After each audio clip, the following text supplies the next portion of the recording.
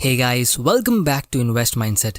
दोस्तों, आप लोगों के लिए आज मैं एक स्पेशल वीडियो लेके आया हूँ क्योंकि आज हम ये जानने वाले कि आप कंपाउंडिंग के पावर से अमीर कैसे बन सकते हो। लेकिन इसके पहले आप लोगों को मैं एक छोटी सी कहानी सुनाता हूँ। एक आदमी एक सिटी में घूमने आता है और उसे वहाँ के लोग बहुत ही महंगे महंगे याच दिखाते हैं कि ये देखो, ये वाला यहाँ के बैंकर का याच है, ये वाला यहाँ के ब्रोकर का याच है और ये वाला यहाँ के इंश्योरेंस एजेंट का है। फिर थोड़ी देर घूमने के बाद वो बंदा बहुत ही इनोसेंटली पूछता है कि ये सब तो ठीक है, लेकिन इन बैंकर और ब्रोकर्स के कस्टमर्स के याच कहाँ है। और ये सवाल सुनते ही वहाँ के लोग हंसने लगते और कहते कि अरे बुद्धू, कस्टमर्स के कोई याच नहीं होते, क्योंकि इनके कस्टमर्स ने कभी इतना पैसा कमाया ही नहीं कि वो अमीर होके कोई याच खरीद सके। अब दोस्तों, ये कहानी मैं फ्रेड शूट की इस book where are the customers याच से कह रहा हूँ, जो खुद एक स्टॉक ब्रोकर रह चुके हैं। और ये बुक 80 साल पुरानी है, लेकिन इन्वेस्टमेंट इंडस्ट्री में आज भी वही चीजें होती है जो तब होती थी, क्योंकि इस इंडस्ट्री के बहुत सारे ऐसे सीक्रेट्स है जो बैंकर्स, इंश्योरेंस एजेंट्स और ब्रोकर्स हम मिडिल क्लास लोगों को कभी बताते ही नहीं है, जिससे वो खुद अमीर बनते रहते हैं और मिडिल क्लास लोग जिंदगी भर स्ट्रगल करते रह जाते हैं। तो दोस्तों, यही चीज आपको आज इस वीडियो में मैं एक्सप्लेन करने वाला हूँ। क्योंकि स्कूल में फाइनेंशियल एजुकेशन नाम का सब्जेक्ट होता नहीं है, तो बहुत लोग सपने में भी ये सब चीजें इमेजिन नहीं कर सकते।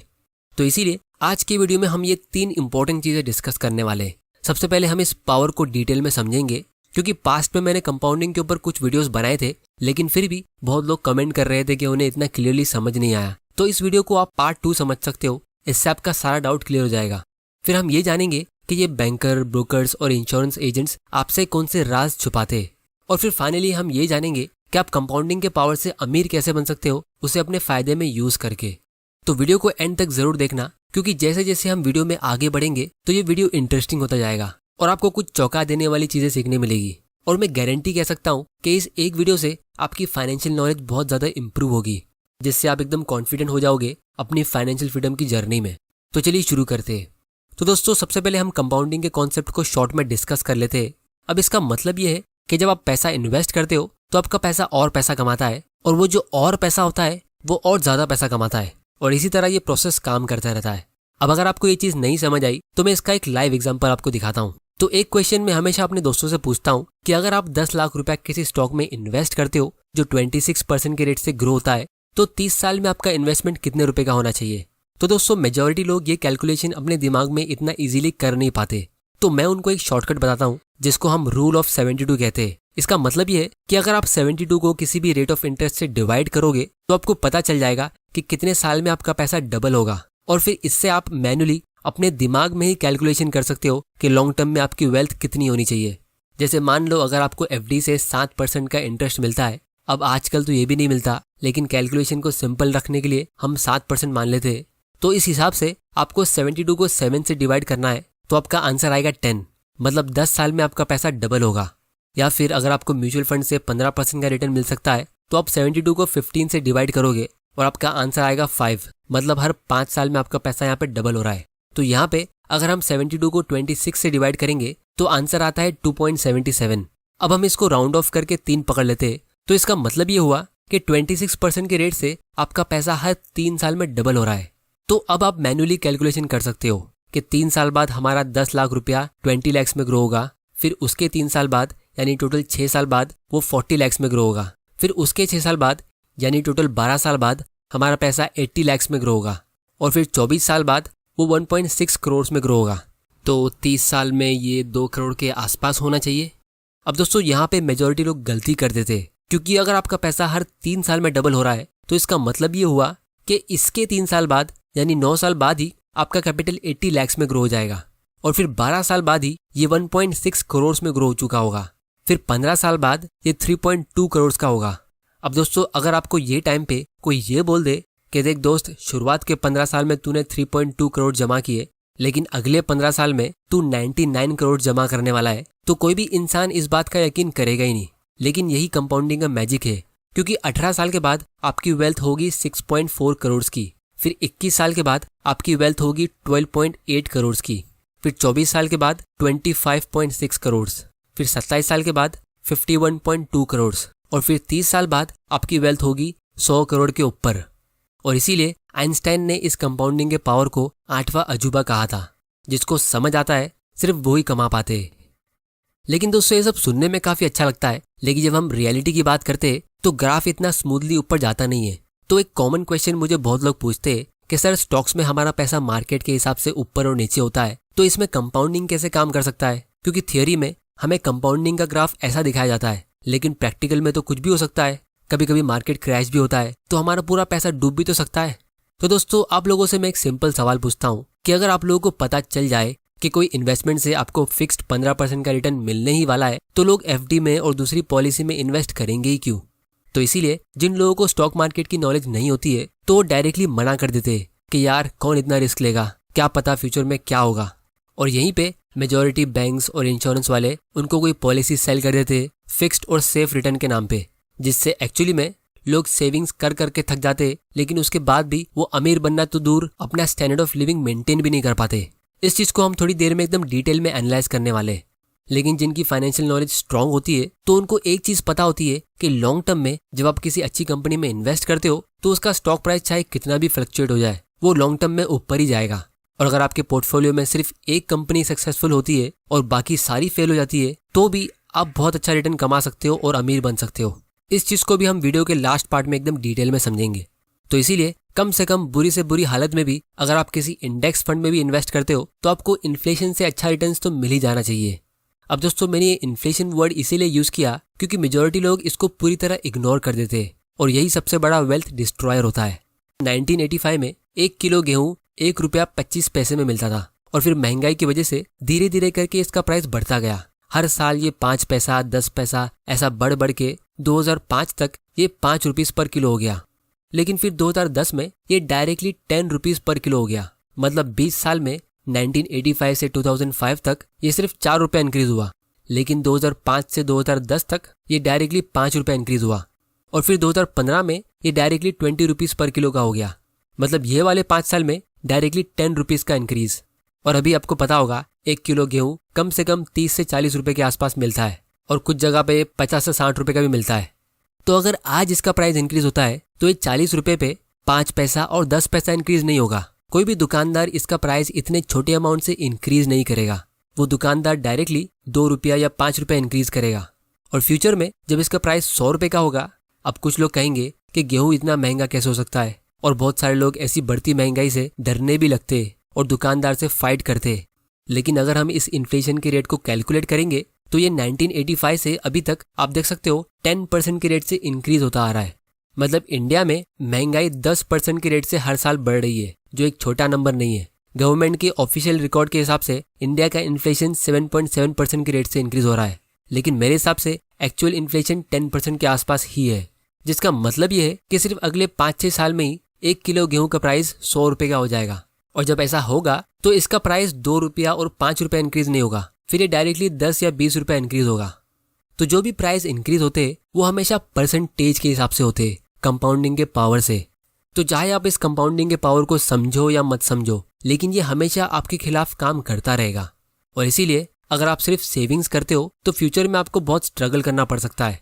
और अगर आप कोई भी ऐसी जगह इन्वेस्ट करते हो जहां आपको 10% से कम रिटर्न मिलता है, तो वो एक बहुत ही बुरा इन्वेस्टमेंट है। क्योंकि मैं कुछ ऐसे एल्डर लोगों को जानता हूँ जिनको 1500 और 1800 रुपए की सालाना पेंशन मिलती है, जिससे फिलहाल उनके एक दिन का होटल में खाने का बिल कवर होता है। लेकिन एक जमाने में उनका इससे पूरे साल का एक्सपेंस कवर होता था, क्योंकि इन्होंने ऐसे इन्वेस्टमेंट चुने जो वो टाइम पे एकदम अच्छे और सेफ लगते थे। लेकिन जैसे जैसे टाइम निकलता गया, तो इनके इन्वेस्टमेंट्स इतने खास रेट से ग्रो नहीं हुए और महंगाई ज्यादा बढ़ गई। और फिर कुछ इनोसेंट लोग ऐसे भी होते जो इसके ऊपर लोन ले लेते। मतलब 10% के रेट से तो महंगाई बढ़ती है, और उस पर 8-10% एक्स्ट्रा वो बैंक को इंटरेस्ट में पे करते। तो ऐसे लोगों को देखकर आपको सरप्राइज होने की जरूरत नहीं है कि वो लोग हमेशा पैसों को लेकर इतने परेशान क्यों रहते। लेकिन कंपाउंडिंग के अगेंस्ट जाने के बारे में हम किसी और दिन एकदम डिटेल में डिस्कस करेंगे। लेकिन फिलहाल हम ये समझते कि जो लोग हमें इन्वेस्टमेंट की सर्विस प्रोवाइड करते, यानी ये बैंकर्स और ब्रोकर्स, वो आपसे ये अमीर बनने के राज छुपा कैसे लेते। लेकिन उससे पहले हम ये समझते कि ये इन्वेस्टमेंट इंडस्ट्री काम कैसे करती है। तो दोस्तों, इन्वेस्टमेंट इंडस्ट्री के 2 साइड्स होते हैं। एक होती है बाय साइड, यानी बैंक्स और इंश्योरेंस कंपनीज। इनको ज्यादा प्रॉफिट तब मिलता है जब आप इनके पास ज्यादा पैसा जमा करते हो या इनकी पॉलिसी बाय करते हो। फिर दूसरी होती है सेल साइड, यानी ब्रोकरेज इंडस्ट्री। इनको ज्यादा प्रॉफिट तब मिलता है जब आप ज्यादा ट्रांजैक्शन करते हो, मतलब जब आप शेयर्स खरीद के उसे बेचते हो तब। तो सबसे पहले हम इस बाय साइड की बात करते हैं। अब दोस्तों, एक आदमी ने मुझे रिसेंटली एक ईमेल किया कि सर, मुझे अपनी बैंक से एक गारंटीड इनकम वाली पॉलिसी मिल रही है जहां मुझे हर साल सिर्फ 2.4 लाख रुपीस इन्वेस्ट करना है 6 साल तक, फिर मुझे 20 साल के बाद 50 लाख रुपए मिलेगा। तो सर आप मुझे बताएं कि इस पॉलिसी में क्या बुरा है। तो दोस्तों, जब भी आपको कोई ऐसी पॉलिसी मिलती है तो आपको हमेशा उसका कंपाउंडेड रिटर्न चेक करना चाहिए कि आपका पैसा कितने % के रेट से ग्रो हो रहा है। और ये चीज़ आपको खुद चेक करना चाहिए, उनके लिखे हुए पैम्पलेट के भरोसे पे नहीं रहना चाहिए। और ये चीज़ चेक करना काफ़ी सिंपल है। उसके लिए आपको एक्सेल में जाके IRR यानी इंटरनल रेट ऑफ रिटर्न का सिंपल फॉर्मूला डालना है और रिजल्ट आपके सामने होगा। इससे हमें ये पता चलता है कि आपका पैसा कितने % के रेट से ग्रो हो रहा है। जैसे हमने वीडियो के स्टार्ट में डिस्कस किया कि अगर आपका पैसा 5 साल में डबल हुआ तो इसका मतलब ये हुआ कि आपको 15% का रिटर्न मिला, और अगर वो 10 साल में डबल हुआ तो ये 7% का रिटर्न होता है। तो ये IRR सबसे यूजफुल तब होता है जब आप कहीं पे मल्टीपल पेमेंट करते हो, जैसे SIP में या ऐसी कोई पॉलिसी में। इसकी ज़्यादा डिटेल्स हम किसी और वीडियो में एकदम डिटेल में डिस्कस करेंगे, लेकिन फिलहाल यहाँ पे आप देख सकते हो ये स्कीम में आपका पैसा सिर्फ 7.78% के रेट से ग्रो हो रहा है। मतलब फ्यूचर में इस इन्वेस्टमेंट से आपकी अफोर्डेबिलिटी और कम हो जाएगी, क्योंकि जो चीज़ें आप आज खरीद पा रहे हो 50 लाख रुपए से आप फ्यूचर में उतनी भी नहीं खरीद पाओगे। मतलब आपका स्टैंडर्ड ऑफ लिविंग नीचे गिरेगा। तो इन शॉर्ट ये अमीर बनने की नहीं बल्कि गरीब होने की स्कीम है। अब दोस्तों, अगर आप 50 लाख को देखोगे तो नो डाउट ये एक बहुत ही बड़ा अमाउंट लगेगा और आपको लगेगा कि ये पॉलिसी बहुत अच्छी है, लेकिन आपको ये भी देखना चाहिए कि ये आपको 20 साल बाद मिलेगा। अगर आप ये सेम अमाउंट किसी सिंपल से इंडेक्स फंड में इन्वेस्ट करते हो जिससे आपको 15% का रिटर्न मिलता है, तो आप देख सकते हो वो सेम अमाउंट उसी पीरियड में 1.7 करोड़ में ग्रो होता है। और इसीलिए ऐसी पॉलिसीज की काफ़ी ज़्यादा एडवर्टाइजिंग होती है और एजेंट्स को अच्छे कमीशन दिए जाते हैं। और अगर आपको 15% की जगह पर 13% भी रिटर्न मिलता है तो भी आप अच्छी खासी वेल्थ क्रिएट कर लोगे। फिर दोस्तों, दूसरे आते हैं सेल साइड वाले यानी ब्रोकर्स। अब दोस्तों, जो लोग हिम्मत करके स्टॉक मार्केट में एंटर भी कर लेते हैं तो उनको एक बहुत ही बड़ी प्रॉब्लम का सामना करना पड़ता है, क्योंकि जब भी आप किसी ब्रोकर की सर्विस के लिए साइन अप करते हो तो वो आपको कोई एडिशनल सर्विस फ्री में प्रोवाइड करते हैं। ट्रेडिंग करने के लिए ट्रेनिंग देंगे या मार्केट के अपडेट्स प्रोवाइड करेंगे ईमेल और वीडियोस के थ्रू। और कुछ ब्रोकर्स तो आपको डेली कॉल्स प्रोवाइड करेंगे कि आपको कौन से स्टॉक्स बाय और सेल करने चाहिए। तो लोग खुशी खुशी ये सब चीज़ें एक्सेप्ट कर लेते हैं, क्योंकि फ्री का पैसा किसको पसंद नहीं है। लेकिन जब आप किसी भी सक्सेसफुल इन्वेस्टर की हिस्ट्री पढ़ोगे जिन्होंने एक्चुअली में स्टॉक मार्केट से अच्छा पैसा कमाया है और उनके इंटरव्यूज सुनोगे, तो वो हमेशा long term buy and hold ही रेकमेंड करेंगे कि stock market is a device to transfer money from impatient to patient. यानी जो पेशेंटली इन्वेस्ट करेंगे वो पैसा बनाएंगे और जो बार बार बाय एंड सेल करेंगे वो गवाएंगे। लेकिन अगर सब लोग ऐसा पेशेंटली इन्वेस्ट करने लगेंगे तो इन ब्रोकर्स का पैसा बनेगा कैसे? तो इसका मतलब काफी सिंपल है, अगर ब्रोकर आपको अमीर बनने देगा तो वो खुद भूखा मरेगा। तो इस कॉन्फ्लिक्ट ऑफ इंटरेस्ट की वजह से आपको समझ जाना चाहिए कि ब्रोकर्स आपको उनकी फ्री सर्विस में क्या रेकमेंड करेंगे। वो एकदम स्मूथली आपको कोई एक्स्ट्रा सर्विस प्रोवाइड करेंगे, जैसे डेली अलर्ट्स, ईमेल्स, आर्टिकल्स या वीडियोस के थ्रू मार्केट के अपडेट देंगे कि देखो आज मार्केट क्यों ऊपर गया, हमारा एनालिसिस ये है, या ये देखो ये स्टॉक आज ऊपर क्यों गया। और आपको लगेगा कि आप कुछ सीख रहे हो, लेकिन एक्चुअली में ये डेली फ्लक्चुएशन कुछ काम के होते नहीं है। तो जो लोग स्टॉक मार्केट को डिस्कवर कर भी लेते हैं तो उनमें से 99% लोग ट्रेडिंग करते हैं या फिर हमेशा यही पूछते हैं कि कौन सा स्टॉक लेना है और उसे कब बेचना है, क्योंकि ये ब्रोकर्स और टीवी न्यूज चैनल्स सारे न्यू कमर्स का ब्रेन वॉश कर देते हैं कि स्टॉक मार्केट से आप सिर्फ और सिर्फ बाइंग एंड सेलिंग करके ही प्रॉफिट कमा सकते हो। और इसीलिए किसी भी स्टॉक को 10-20 साल के लिए होल्ड करना लोगों को मजाक लगता है। और इसीलिए वही लोग जो पेशेंटली FD में इन्वेस्ट करके 10 साल में अपने पैसे डबल करने का वेट करते, उनको स्टॉक मार्केट से एक ही हफ्ते में पैसा डबल करके चाहिए होता है, क्योंकि उनको लगता है कि यही मार्केट से नॉर्मल एक्सपेक्टेशंस है। और इसीलिए लोग लॉन्ग टर्म के लिए FD और ऐसी पॉलिसी में इन्वेस्ट करते और शॉर्ट टर्म के लिए स्टॉक मार्केट में ट्रेडिंग करते हैं, जिससे इन बाय साइड वालों का भी फायदा होता है और सेल साइड वालों का भी फायदा होता है। जबकि एक्चुअली में वेल्थ क्रिएशन के लिए आपको करना चाहिए इसका उल्टा। आपको शॉर्ट टर्म के लिए बैंक्स और इंश्योरेंस कंपनीज को यूज करना चाहिए और लॉन्ग टर्म के लिए स्टॉक में इन्वेस्ट करना चाहिए। तो इसीलिए अब हम इस वीडियो के सबसे इंटरेस्टिंग पार्ट की तरफ आते हैं और ये समझते हैं कि आप इस कंपाउंडिंग के पावर को यूज कैसे कर सकते हो अमीर बनने के लिए। तो दोस्तों, एक क्वेश्चन मुझे बहुत लोग पूछते हैं कि सर हम स्टॉक्स में इन्वेस्ट तो कर लेंगे, लेकिन बहुत सारी कंपनीज ऐसी भी होती है जो पूरी तरह कंगाल हो जाती है, जैसे सुज़लोन एनर्जी, जेट एयरवेज या वोडाफोन जैसी कंपनीज में अगर हम इन्वेस्ट कर ले तो हमारे पूरे पैसे डूब जाएंगे। तो इसमें कंपाउंडिंग होगी ही कैसे?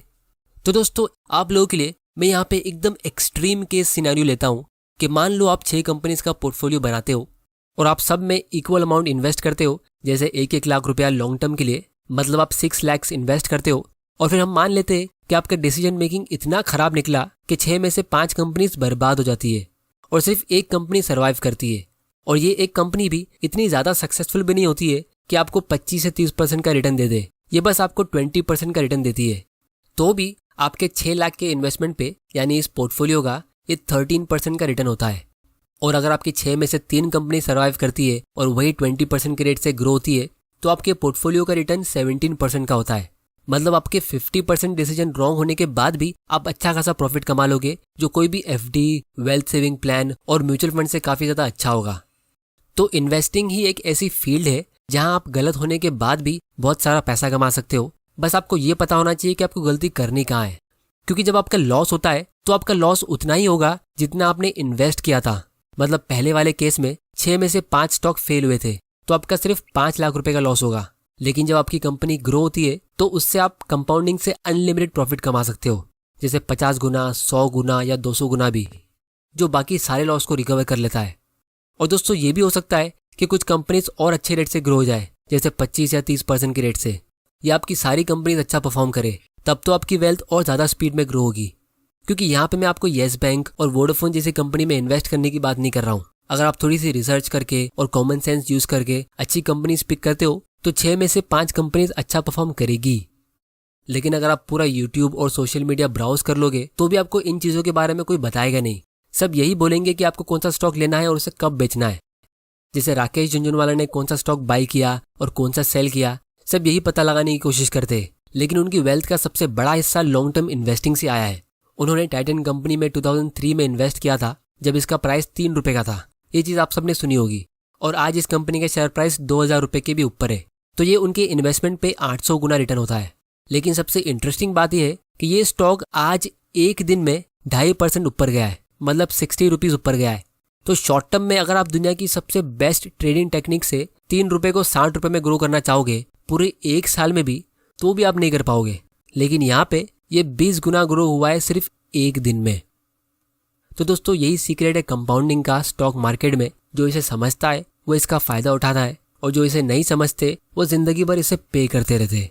तो दोस्तों उम्मीद करता हूँ कि आपको इस वीडियो से कुछ ना कुछ सीखने जरूर मिला होगा। तो इस चैनल को सब्सक्राइब जरूर कर लेना और बेल आइकन प्रेस कर देना ताकि आपसे कोई ऐसे वैल्यूएबल वीडियोस मिस ना हो जाए। अगर आपको स्टॉक्स में इन्वेस्ट करने के लिए डीमैट अकाउंट ओपन करना है तो आप नीचे डिस्क्रिप्शन की लिंक पे क्लिक करके फ्री में अपना अकाउंट ओपन कर सकते हो और घर बैठे बैठे अपने इन्वेस्टमेंट की शुरुआत कर सकते हो। और अगर आपको कुछ क्वेश्चंस है या कोई नेक्स्ट टॉपिक की सजेशन है तो आप मुझे नीचे कमेंट करके बताओ, हम आने वाले वीडियोस में उसे कवर करेंगे। और इस वीडियो को ज़्यादा से ज़्यादा शेयर करो अपने फ्रेंड्स और फैमिली मेंबर के साथ, और उनको भी एजुकेट करो कि एक्चुअल इन्वेस्टमेंट होता क्या है और उससे वेल्थ क्रिएट होती कैसे। वीडियो पसंद आया तो इसे लाइक करो, नहीं पसंद आया तो डिसलाइक करो। आपका वैल्यूएबल टाइम देने के लिए thank you and good bye.